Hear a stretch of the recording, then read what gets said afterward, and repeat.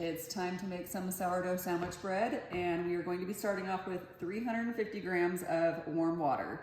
I do actually prefer a sandwich loaf over the traditional sourdough loaf. And I'm going to use 100 grams of my sourdough starter. I fed this morning about 4 hours ago. And then go ahead and mix that together.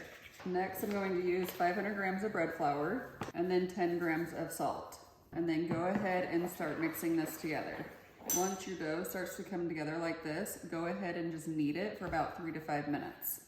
So after that, I just take a scraper and I scrape down the sides, and then go ahead and cover, and we're going to let this rest for 30 minutes and then come back and do our first round of stretch and folds.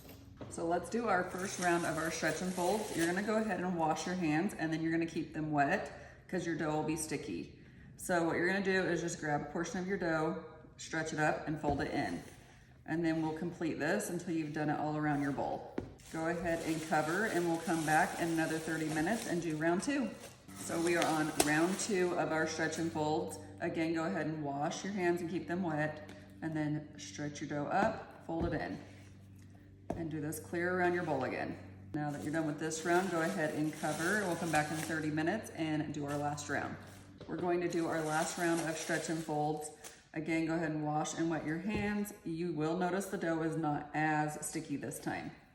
Go ahead and stretch it up, fold it in. And then go ahead and cover, and we're going to let it bulk ferment.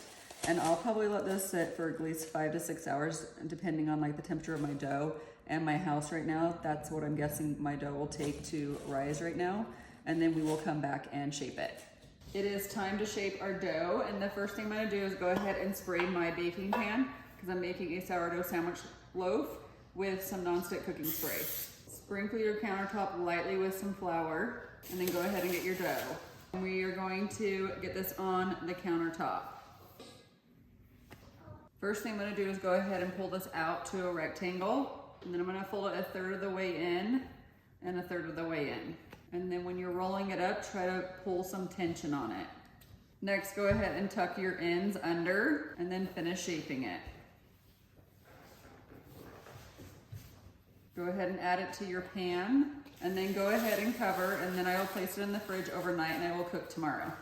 So it is the next day, and we are going to go ahead and bake our sourdough sandwich bread. So first, you're just gonna go ahead and score it. And then I just spray it with a little bit of water. Add another pan on top, and then you will bake this at 450 degrees for 30 minutes, and then remove the pan on top, and then bake it for another 10 to 15 minutes. And there we go, it is all done. I'll go ahead and put the full recipe in the description below, and then follow me for more recipes.